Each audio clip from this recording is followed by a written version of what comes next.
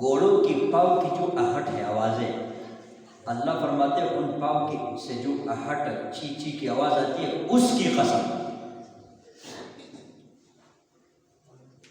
اور گھوڑوں کے پاؤں کے نیچے سے جو گرد و غبار اٹھتا ہے اللہ فرماتے ہیں اس گرد و غبار کی قسم۔ یہ گھوڑے کس کے تھے؟ یہ صحابہ کے۔ کس کے؟ تو جب اس گھوڑوں کی قسمیں، اس کے پاؤں کے نیچے سے گرد و غبار اور ان آوازوں کی قسمیں رب کہتا ہے، اتنی جب یہ شان ہے اس کی تو صحابہ کا کیا شان ہوگا؟ پھر صحابہ جب اتنے مقام والے ہیں تو پھر اس محمد کریم کا مقام کتنا بڑا ہوگا؟ وہ جا رہے ہیں، ان کو گھوڑا یہ چیزیں پسند اس لیے تھی کہ یہ آلہ جہاد ہے۔ کیا ہے؟ والخیل والبغال والحمیر لترکبوها وزینہ، گھوڑے، خچر، گدے وغیرہ یہ حرام کیوں ہے؟ اس لیے کہ یہ آلہ جہاد ہے، یہ جہاد کی زینت ہے۔ تو پیغمبر کو پسند ہے، ہمیں بھی پسند ہے۔ ایک شخص کے پاس گھوڑے تھے، نبی مکرم صلی اللہ علیہ وسلم نے، اور اکیلے جا رہے تھے۔ جب گھوڑے دیکھ کے بہت حسین خوبصورت تھے، اس نے صحیح سنبھال کر کے رکھے تھے، تو نبی علیہ الصلوۃ والسلام نے فرمایا کہ آپ کے پاس اور بھی ہیں؟ انہوں نے کہا جی اس کا جو سربراہ ہے وہ گھر میں ہے۔ تو نبی علیہ الصلوۃ والسلام نے فرمایا کہ وہ مجھے دے دو، سودا کر رہا۔ اس شخص نے کہا کہ ٹھیک ہے، وہ آپ کی ہو گئی، قیمت طے ہو گئی، مثال کے طور پر 5 دینار یا درہم یا دینار۔ جاتے جاتے راستے میں ایک شخص تھا، اس نے اس کو کہا کہ وہ فلانا گھوڑا جو آپ کے پاس ہے وہ مجھے دے دو۔ اس نے کہا ریٹ، اس نے کہا 6 دینار۔ تو یہاں پہ تو بات ہوئی تھی 5 دینار، کتنے؟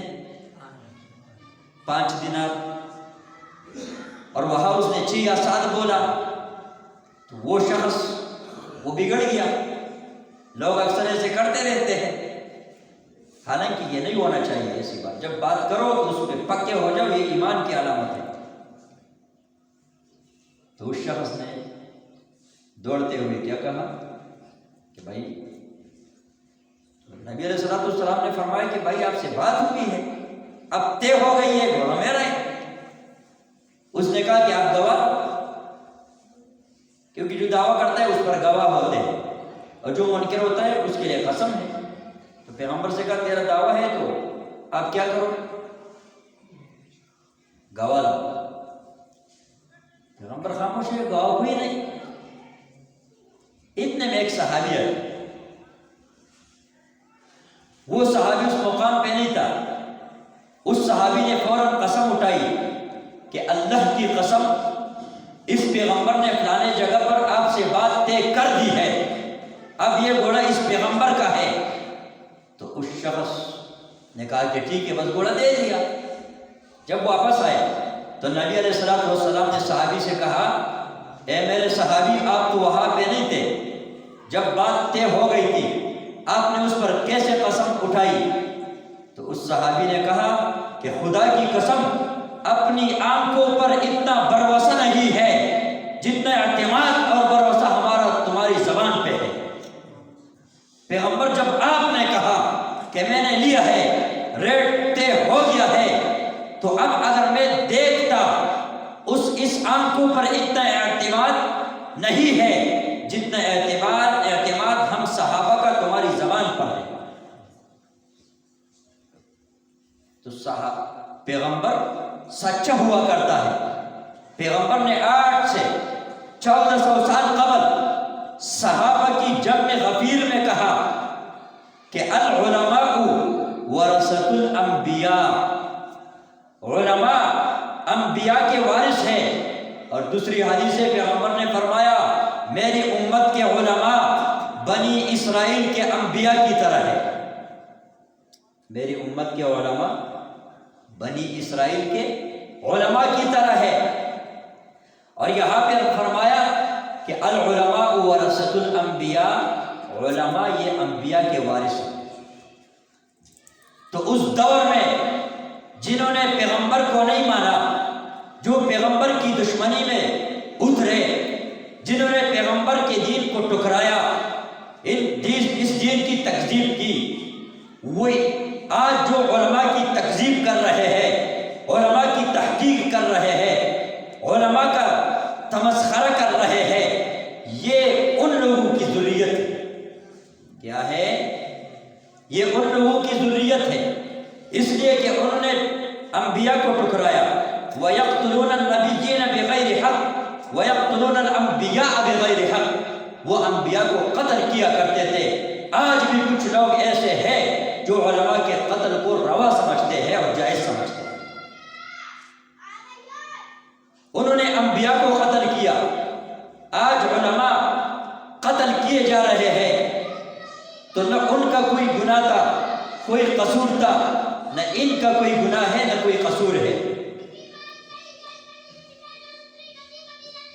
تو اس ملک کی بنیاد میں انگریز دشمنی ہے، اس ملک کی بنیاد میں علماء محبت ہے۔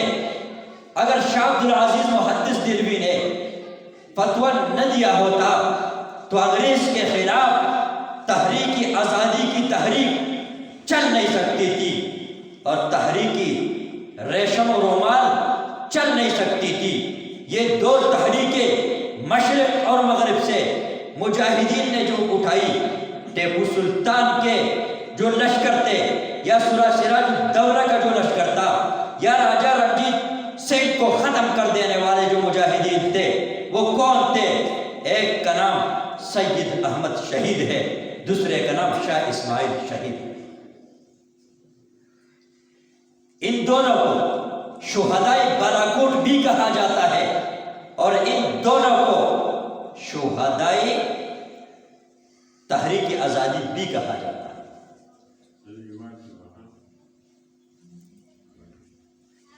تو یہ سید احمد شہید، یہ شاہ ولی اللہ رحمہ اللہ کے پوتے ہیں، اور شاہ اسماعیل شہید یہ ان کے مرید ہیں۔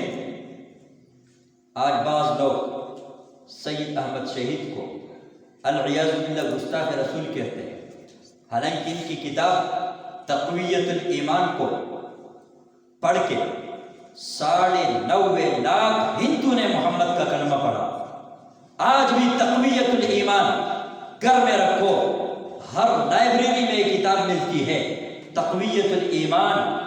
جس نے بھی پڑھا، یہودی نے پڑھا اس نے اپنا مذہب چینج کر دیا، عیسائی نے پڑھا وہ مسلمان بنا، ہندو نے پڑھا محمد کا کلمہ پڑھا۔ مسلمان اس فرقواریت میں لگے ہوئے۔ سید احمد شہید، شاہ اسماعیل شہید تک کوئی فرقے نہیں تھے۔ ان کے بعد لوگوں نے انگریز کو خوش کرنے کے لیے ان کے اوپر کفر کے فتوے بھی لگے۔ سید احمد شہید کو کافر کہا، شاہ اسماعیل شہید کو کافر کہا، مولانا حسین احمد مدنی کو کافر کہا، شاہ اشرف علی تھانوی کو کافر کہا گیا۔ یہ فتوے لگے، حالانکہ ہم بڑے دل والے ہیں، اعلیٰ ظرفی والے ہیں۔ ہم کہتے تم کفر کے فتوے لگاتے جاؤ، وہ جنت کے سیر کر رہے ہیں۔